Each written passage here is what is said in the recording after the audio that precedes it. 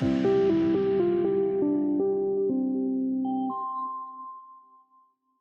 right. Well, good morning, everyone. My name is Matt Pfeiffer. Welcome to Conversations on Retail. We've got a large group of folks that are registered, and I would expect them to be trickling in the moments ahead. But out of respect for the folks that have arrived on time, we're going to go ahead and get started on time. We're so excited to continue Tony D'Onofrio's Retail Technology series. Today, he's going to be talking with his guest, Trevor Sumner, the head of AI and innovation at Raydiant, about getting your share of the $168 billion in-store digital media opportunity. Just a couple things before we get started this morning. First of all, this is intended to be a conversation and not a presentation. So if you're joining us live, we'd love for you to actively participate by asking questions and offering insight based on your own experience. And to do that, simply click on the Q&A button in Zoom anytime you'd like and submit your questions and your comments in writing. And then Tony and I will be working to sort of moderate those as they come in or toward the end, whichever one it flows more naturally. The second thing and last thing is the opinions and recommendations expressed by the experts and our guests are solely their own and not necessarily those of Conversations on Retail. We just encourage everyone, before acting upon those opinions and recommendations, make sure that they are suitable for your own circumstances. So with that in mind, Tony, I'm going to turn it over to you. Thank you so much for joining us. Thank you very much, Matt, and a pleasure to be here for our second episode. The first one was extremely popular, and I know this one is going to be just as popular because I think this is an extremely hot topic. So, Trevor, welcome. Why don't we share the deck that we're going to share? Because the way these formats are going to go, just so everybody starts getting used to it, whenever I do one of these, I do like to share data and then make this data available to everyone. So, because I do think the data is useful in terms of taking it out the organization and actually leveraging it internally. So today we're going to talk about the $168 billion digital retail media opportunity. I'm a big fan of this area. I think it's got a huge potential, especially in store, and Trevor is the guy. So let's go to the next slide. And Trevor, why don't you introduce yourself? Hi, everybody. My name is Trevor Sumner. I am the head of AI and innovation for a company called Raydiant. Raydiant is a digital experience platform focused on in-location digital experiences that range from digital signage that is intelligent and hooks into your point of sale to automatically update prices, hook into your loyalty and couponing, or intelligence through sensors, front-facing cameras that look at demographic and who's walking by, how many people, age, how long did they view for, and even I actually came through an acquisition of a company called Perch, which is a lift and learn technology, a camera on the shelves of retail. So the moment you pick up a product, it wakes up and tells you about the product like Minority Report. And the way I think about that is online, you click on a product to get more information. In store, that click is when somebody picks up a product. So we're instrumenting the clicks of physical retail. So my experience has been just really on the intersection of digital technology and retail. And so I'm really happy that you have me here today, Tony, because you're right. It's a big opportunity. Thank you very much, Trevor. So let's talk about this $168 billion. And I got some really good news. So when I did the title, the research said that the worldwide market for digital retail media was $168 billion. Well, guess what? It's going up. It's now 175 over, almost $176 billion by 2028. This will be a fast-growing opportunity for both retailers and solution providers as more and more media comes, especially what we're going to talk about here inside stores. But let's dig into the data and the research and the extensive expertise that Trevor has by looking at each of these sectors. So take us through this chart. So Picasso said, good artists borrow, and great artists steal. One of the things I love about this webinar series with you, Tony, is you bring in such great data. That data is often sourced from amazing people. So just a big shout out to Andrew Lipsman at Insider Intelligence. He's put a lot of really interesting charts on the topic. So this chart talks about the years it takes from growth to 1 billion to over 30 billion. And what you can see is for search, it took about 14 years, right? Social, it took 11 years. Retail media, just 5 years. And it's extraordinarily quickly growing. So if you look at retail media as, a percentage of social. It's above 50% in 2024. That's the size of this opportunity and how quickly it's growing. Like Tony mentioned, like just the 2 weeks since announcing the webinar, they're revising the estimates upwards. So it's a fascinating time. For me, what's most amazing is just kind of like focusing on the US market and looking at the growth, is that a market of this size continues to grow at 25%, kind of year over year. And if you look at what percent of digital spending it is right now, it's still just 19%. It's got a lot of room to grow. That's kind of some of the things that we're seeing from the growth side, Tony. There's certainly, specific companies that are driving that growth, Amazon being the most significant. Yeah, so talk a little bit about Amazon and what Amazon is doing and how, because in some ways, I think they kicked it off. I mean, the last data set that I saw, they were at over $30 billion already in terms of digital media. So that is a big revenue pool, but it didn't take long for people like Walmart and others to also jump in. But talk about the Amazon story a little bit. Yeah, so I mean, this really all started with Amazon. So similarly, if you do a search for any type of product, let's say, I have a wonderful little dog named Roxy. I search for pet toys on Amazon. Well, the results I get, there are ads on top of that search result, just like in Google, right? And so Amazon added that model for advertising for brands to be able to be at the top of search results and drive traffic to their products. So that's to make sure that they get purchased. And that grew from 0 to $30 billion in the course of like 5 years, right? I mean, it was just spectacular growth. They went from not having an advertising option to the third largest advertiser on the internet, right? And so, obviously all of retail looks at Amazon from a technology perspective and from an e-commerce perspective. And so retailers quickly saw the growth of this to a multi-billion-dollar business unit, and they were fast followers, right? And it's really interesting because for them, a lot of that retail, like those retail ad dollars, are just kind of net new, right? So,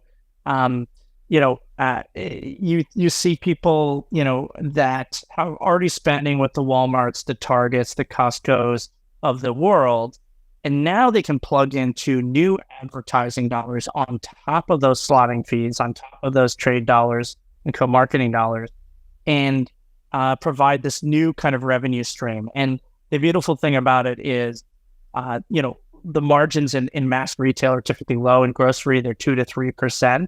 The margins on retail media networks, depending on what type, are somewhere, 60, 80%. And so this is just a game changer. Yeah, that's very, very interesting.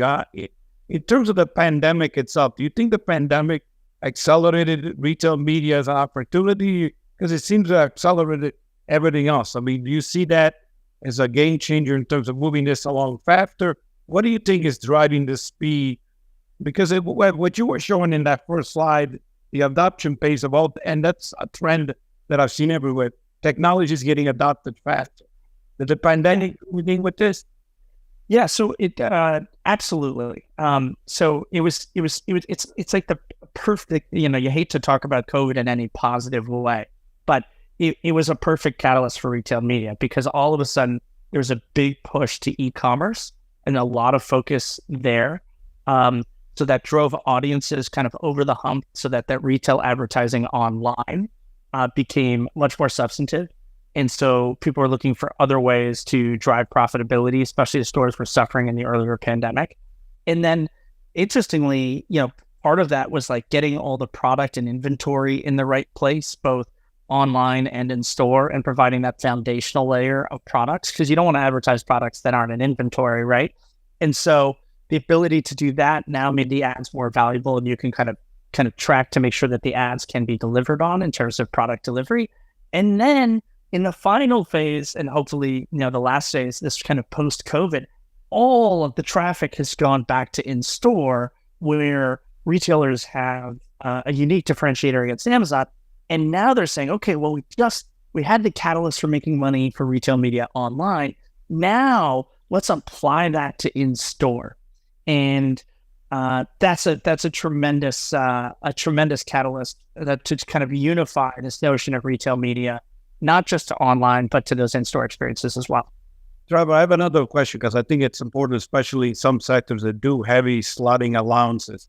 Where are they finding the new money versus the slotting?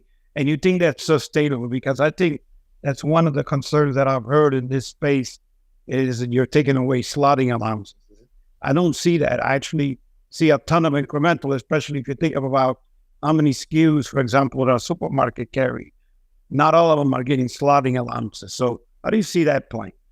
Yeah, and look, you got to be data-driven here. And to be honest, there are a lot of people who have different sets of data. So definitely do your own research. But from here, we can see that the budget is coming from national media, sometimes from shopper marketing, campaign by campaign. And again, 84% is incremental, right? So to your point about where it's coming from, like ultimately people are realizing that influencing people with media at the point of shopping is the lowest point in the funnel. And so that's the most valuable point where you can influence that shopping decision because they're already on site, they're ready to buy.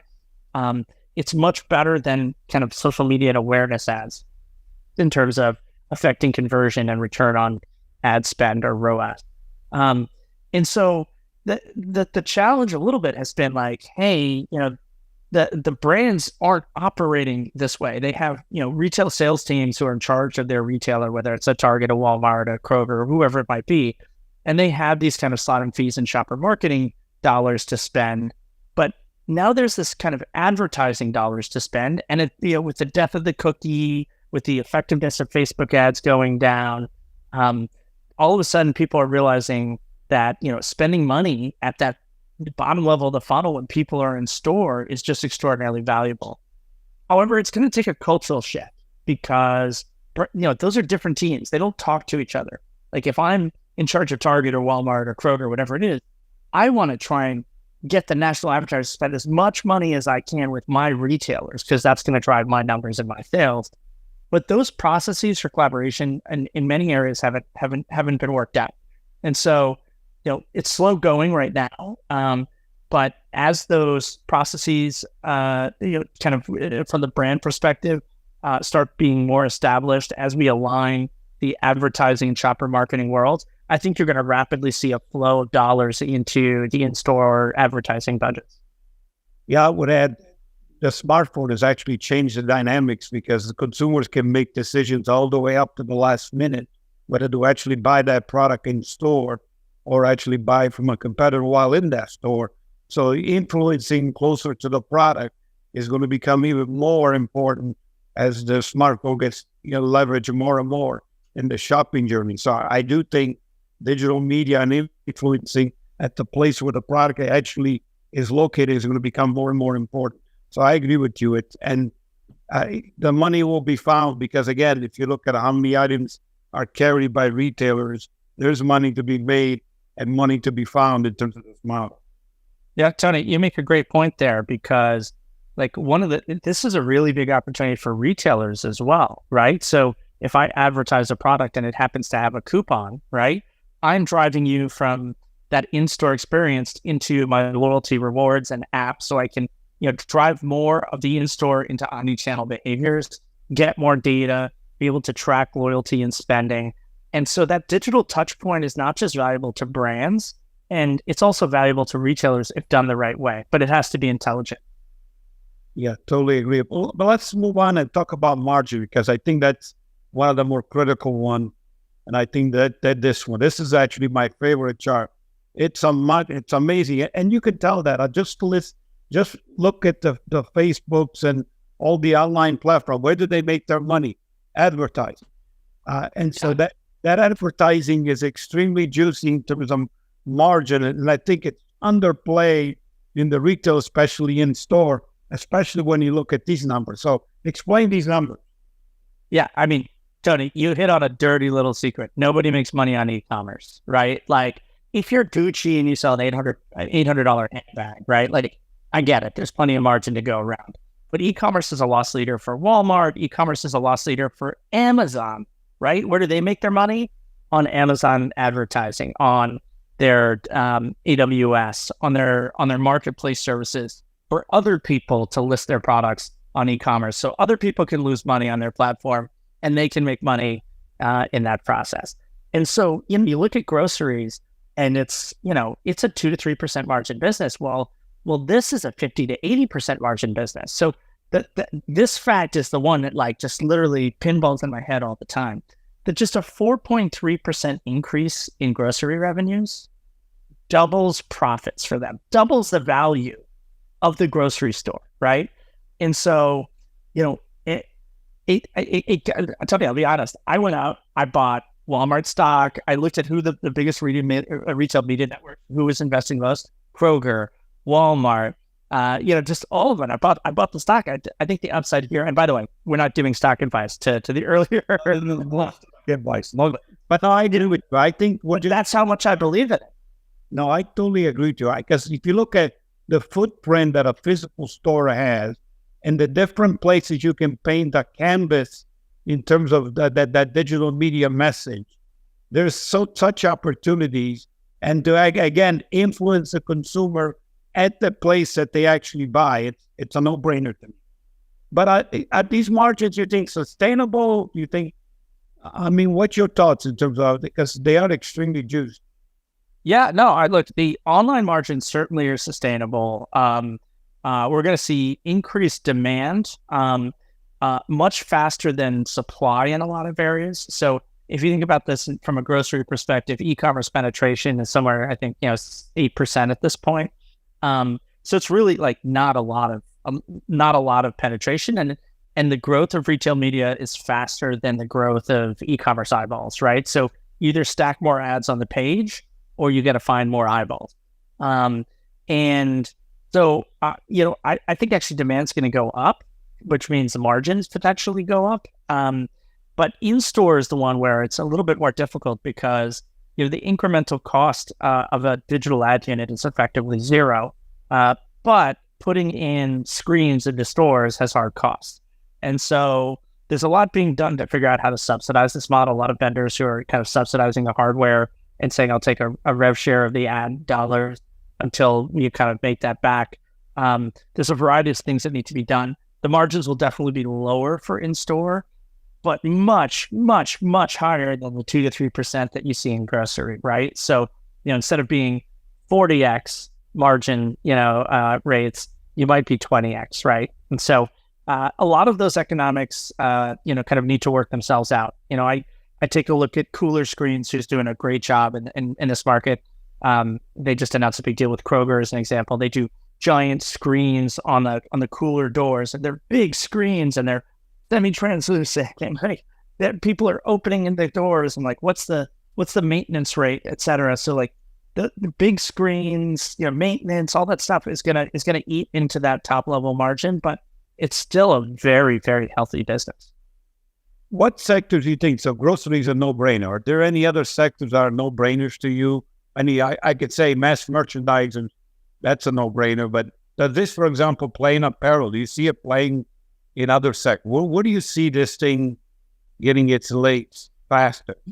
Yeah, so it definitely, wherever you have a lot of choice and brands are looking to stand out where they're otherwise would be kind of get lost on the shelf. So that's obviously grocery and the big box and Walmart and Target. I think it's true of Best Buy. Best Buy, I think, has a huge opportunity, especially given kind of the price point of their products, and kind of some of the ecosystem. So, like if you look at smart home, once you're in the Alexa or Siri or Hey Google ecosystem, that first purchase leads to hundreds or thousands of dollars of purchases afterwards.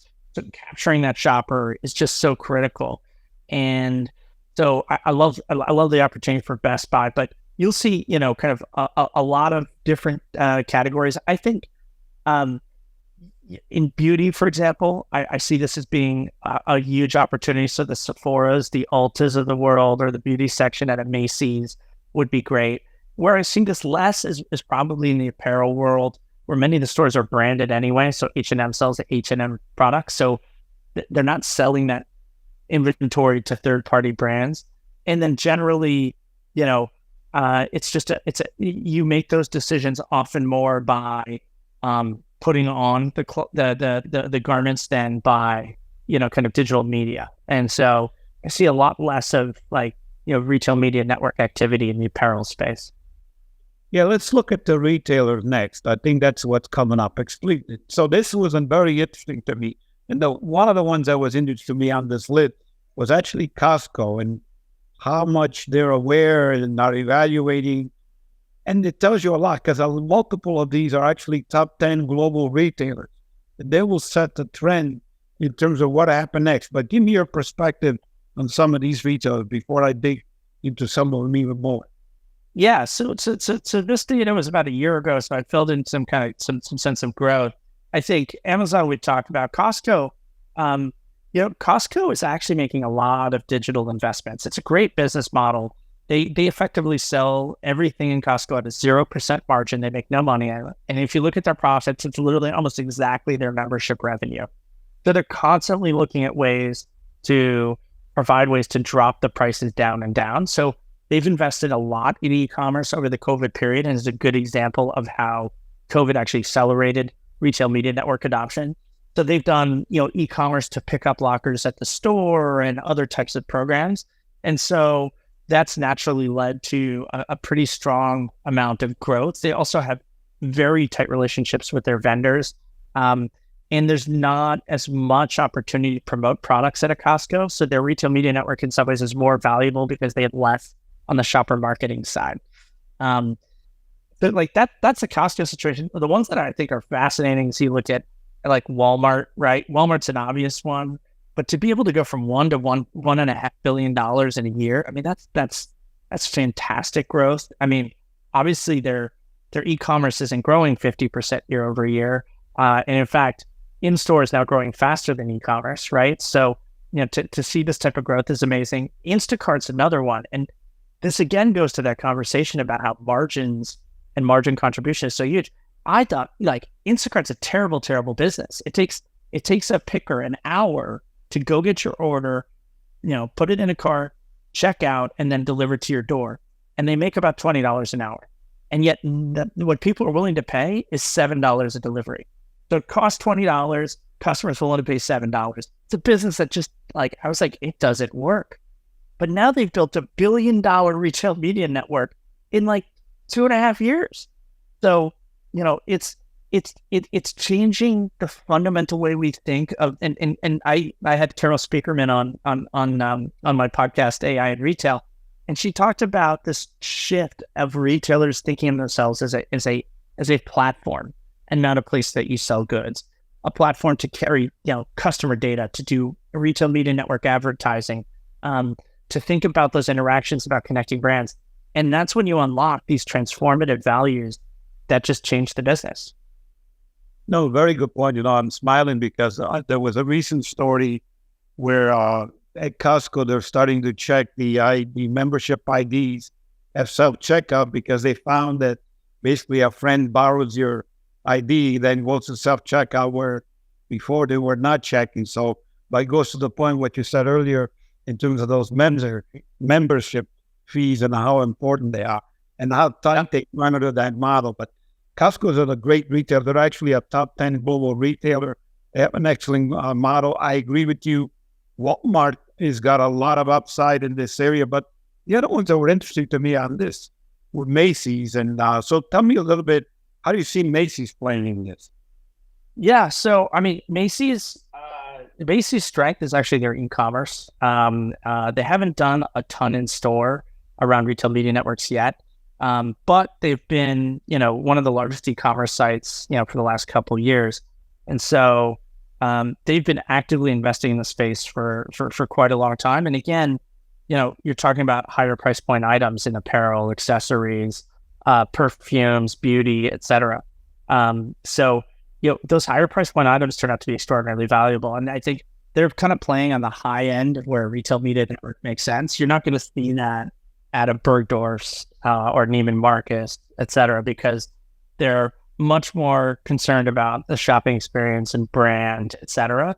We'll see some of that, but they'll be very kind of cautious with it. But Macy's is in kind of this like kind of the middle, which Stephen Dennis would tell you it's the exact place not to be, but it does give them some benefits in being able to scale retail media networks with higher price point items.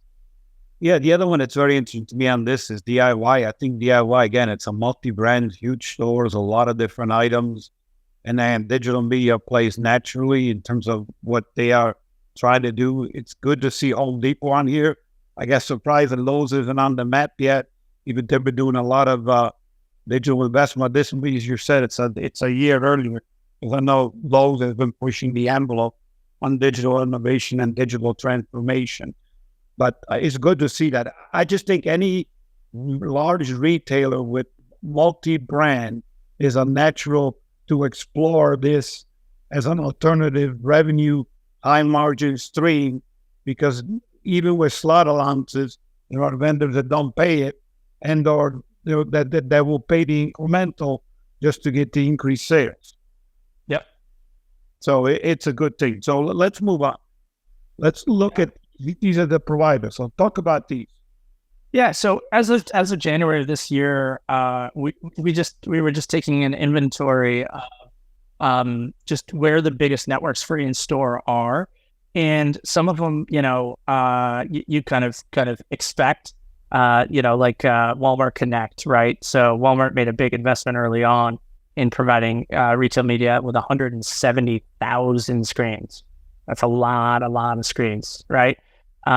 Grocery TV has been in the checkout aisle. They've done these kind of like small displays that also kind of look at, the inventory across the way. They've just recently kind of expanded some formats with welcome kiosks and other things.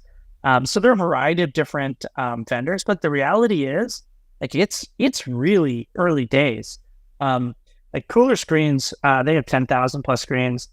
This was in January. They've since expanded that out with, kind of Kroger and others. We're seeing a lot. They're doing a lot of cool things around their kind of AI and audience models and attribution, which is absolutely crucial. I think one of the challenges is, people put up screens and then they don't know how many people see it, and it's very hard to measure sales lift.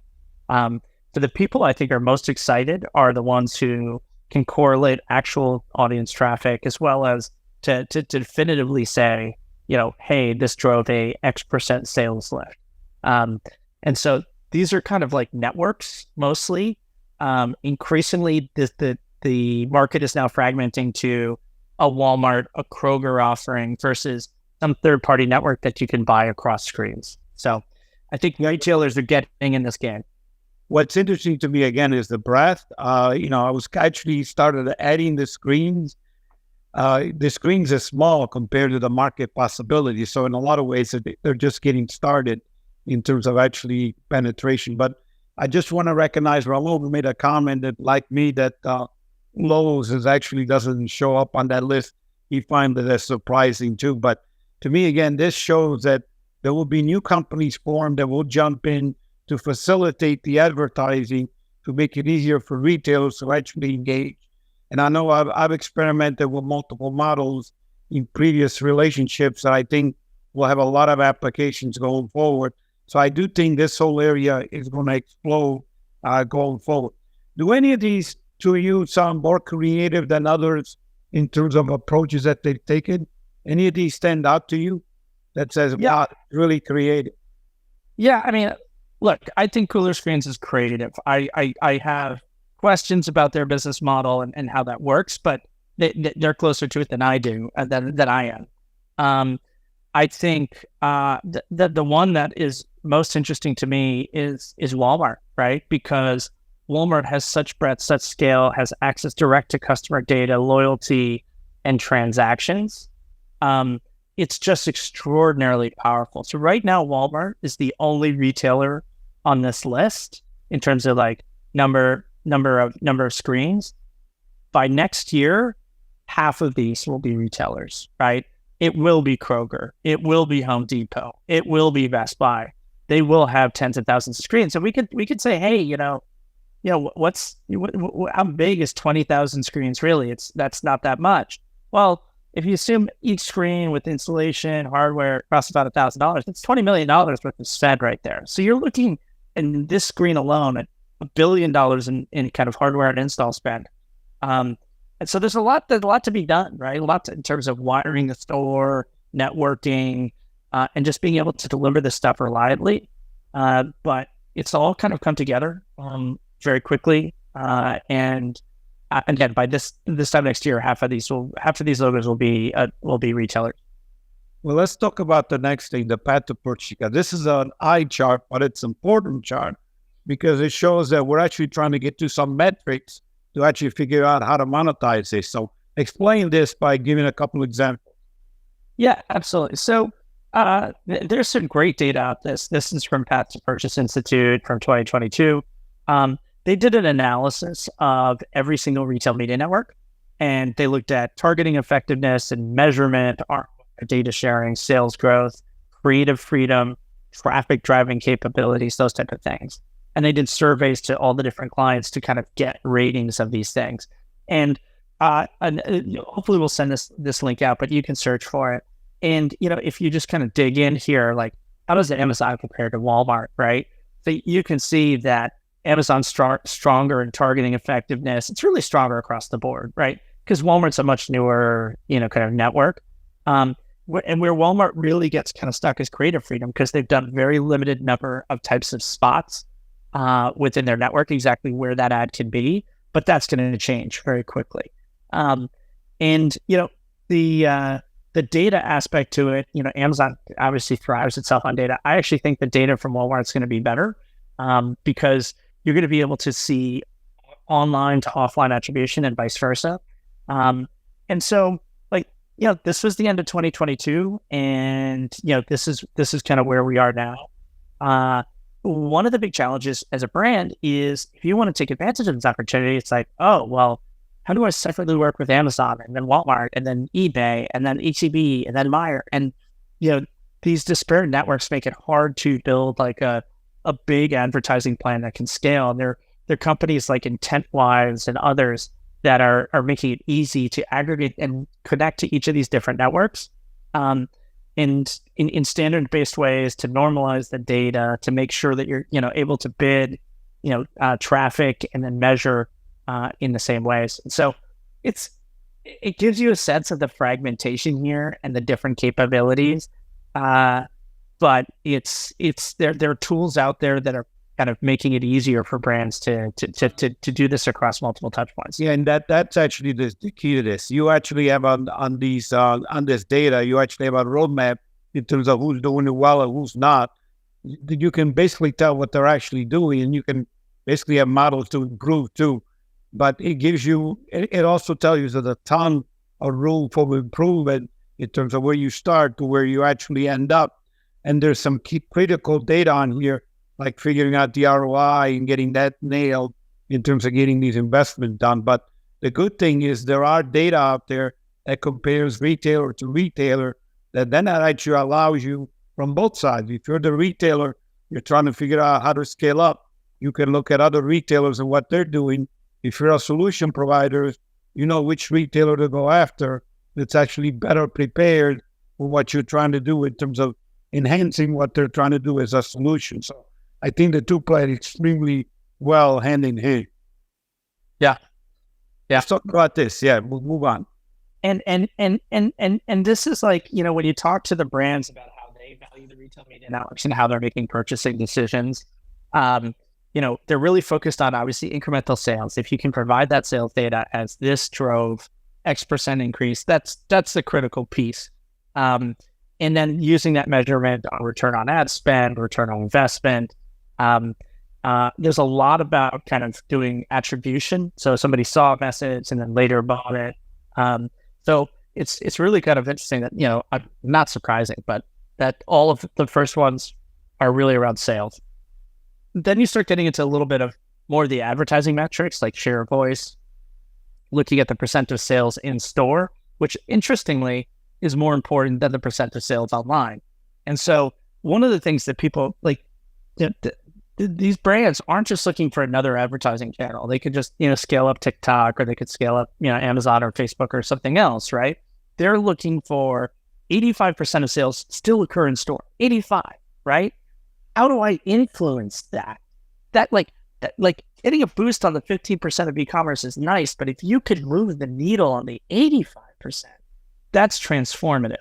And so one of the things that I found interesting is kind of looking at this data is that if you actually look at what percent of customers are in-store versus online, you see that typically, whether it's Walmart, Target, Walgreens, they have 50 to 100% more people in store, that's the red bars, than online, right? And so the opportunity for a lot of this is for you to activate the in-store experience. And for me, like, this is kind of what I've been thinking for years now, because again, you kind of caught it, like e-commerce is a loss leader, right? And now you got to pay advertising on top of e-commerce, on the losing margin transaction. Stores are more profitable, right?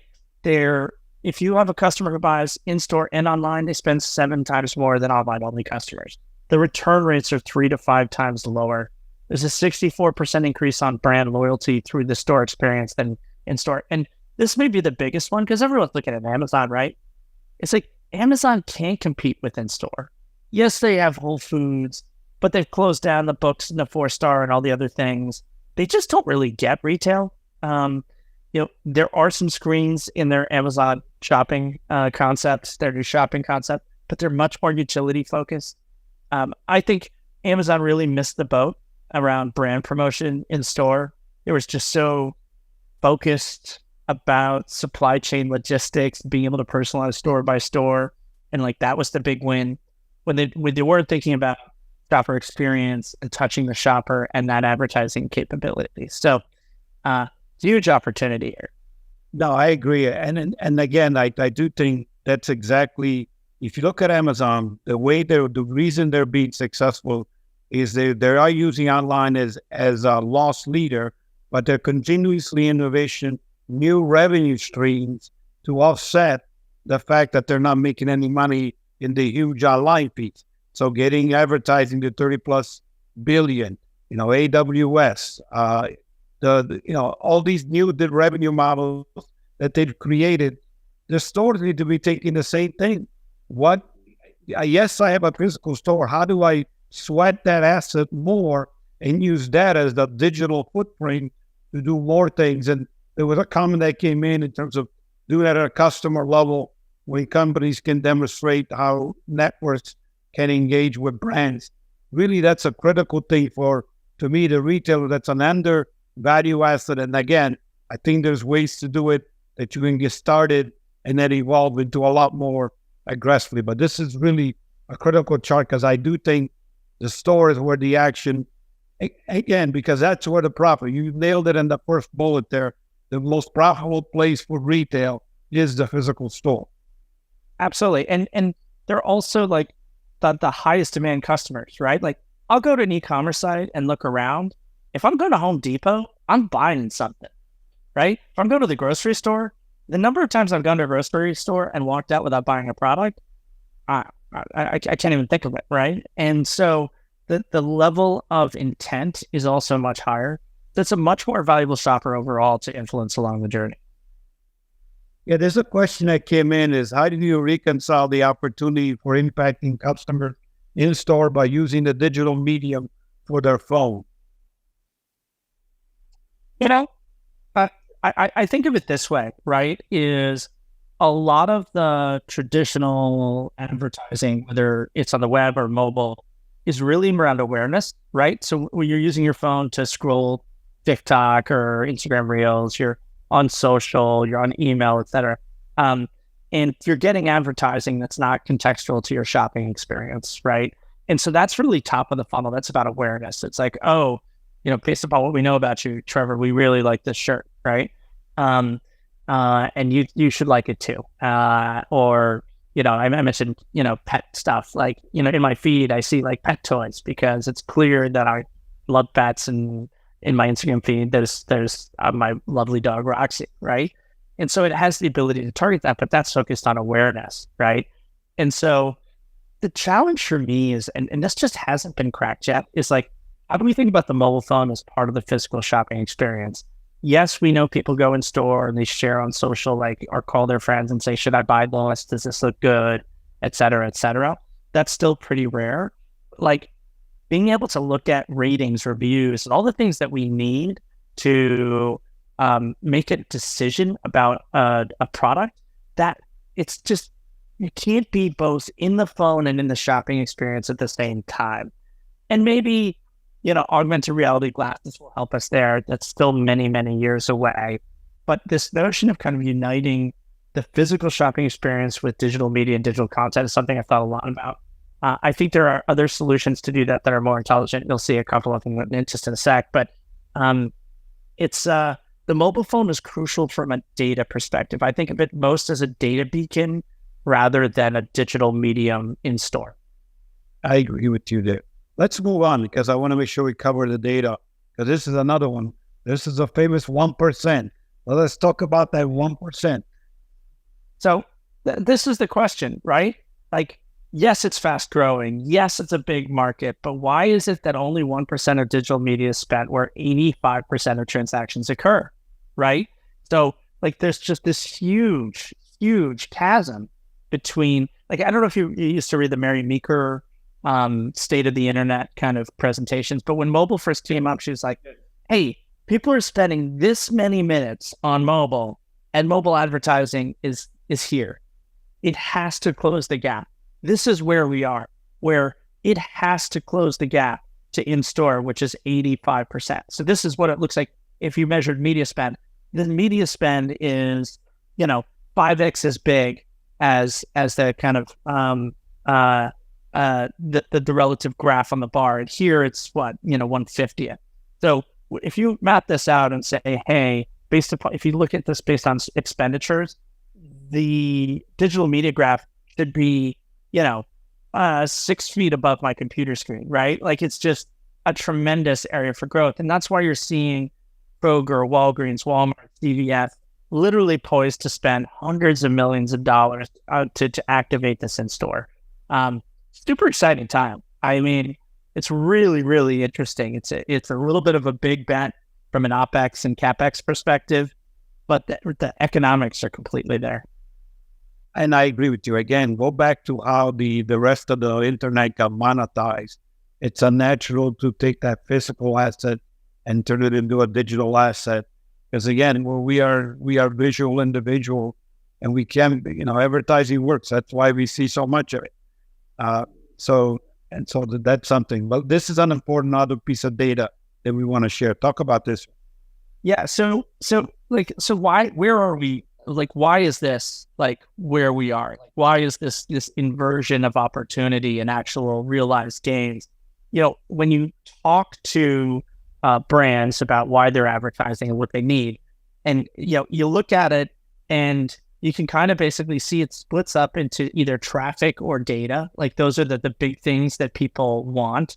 And so stores have a lot of traffic, but one of the things that I think is a real struggle is the data side of the house. So they want to be able to do audience targeting. So how do you target audiences in a store? By time of day, right? A little bit harder. You can kind of do it a little bit by category, but even that's not great. Like, how do you make sure your advertising is relevant as you push it, to the right place at the right time? What are the first party insights you can provide? And retailers have a lot of this as well with loyalty programs. Access to purchase data. This is something that retailers used to hold really tightly to the chest. They would not tell you like the purchase data because they were afraid that it was proprietary and their competitors were getting inside of it. But now it's part of the game. So a lot of these things are being opened up, closed loop sales attribution. But still, if you look at it, there's still a lot to do. And there are a lot of barriers beyond the traffic and the data side of the house. One is like hardware costs, right? Screens cost money. You have to buy them, install them. You have to make sure they're up and running. And like, I don't know, I see a lot of these screens, sometimes they're off or they're, the blue screen of death, which every time I see that, I know exactly which competitor it is, which is funny. But, it's unacceptable that a lot of these networks are built on decade-old technology, right? You need a modern web-based, cloud-based stack with monitoring and device management and security. And one of the things that we're seeing from the hardware cost perspective is the vendors are subsidizing or taking on the entire risk of the purchasing and then taking a share of the ad sales. So that's one way people are working through it. Hardware is hard to update. So, I think people have been burned in the past and they're scared to make the wrong decision. Luckily, we just have much better technology now that's reliable, that lasts for 5 to 10 years at a time. One of the things we're seeing is that retailers feel lack of sales resource. Like, this is a new thing for them. Like, I don't even know how to sell this in store. Can the vendors provide some sales teams? And so we're seeing a lot of that. Like, let me start by you selling my network for me. And then as I see that success, I'll train my people and I'll sell it directly and take a greater share of that. A lot of different ways that people are kind of trying to stimulate this. But one of the things that's really challenging to selling this into retail is there's just too many cooks in the kitchen, right? If you think about what it takes to put a screen in a category, that the roles involved include merchandising, operations, IT, the category management, the retail media team, the marketing team. And it's just like, come on, like, you got to streamline this. Otherwise, nothing will ever get done. Make a decision.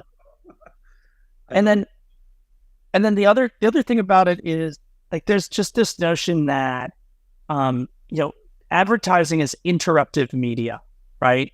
And a lot of people just don't want to interrupt the shopper experience, right? So, like, cooler screens, again, I'm just using them as an example. They got big screens. A lot of people have fed back, it's too much. It's like Times Square. Like, a lot of this has to be digital and tools built into the shopping experience. And I'm showing a couple examples of what we've done at Macy's, where you pick up a product, it gives you ratings or reviews, it's QR codes into your loyalty app and connects to the mobile device like we were talking about. Shopping tools around configuring products and personalizing them. And then you have opportunities where, like, this is a retail media network point. And then the moment you start interacting with the product, or you show up to that end cap or that in aisle, then you can provide, more contextual tools that help the shopping experience. So there are ways to balance tools for the shopper experience with the advertising. And that's just, you need a platform that can do both, right? And so I think resolving that fundamental philosophical conflict between the shopper experience and advertising as an interruptive experience is something we're trying to solve. We're getting a lot of questions, so let me get one in. One of them is AI going to play a role in all this? What do you think of AI in the journey? That's a good question. Let me talk about that right now. So, stores traditionally have been a data desert for retail media, right? So what do people do now? They actually get geo data. It's like, hey, 30,000 people went into the Walmart this month. Okay, great. Well, how many people are in front of my screen? I don't know, right? Well, okay. It's not really all that helpful. And everybody knows that the geo data is overstated, right? Everybody knows this. And so the brands are like, I don't trust your numbers, but we'll still buy because we think it works. And So we need to get to a place where we can actually verify who's watching, for how long, is it my target market segment? And then also the sales attribution, which all of this involves AI. So there are a bunch of different technologies that are out there on the market. Raydiant does one. This is our audience AI analytics, but they're OpenVino. Intel has an OpenVino kind of open source platform that a lot of people use. People like QuizJD, you may have heard of, or Navori use OpenVino.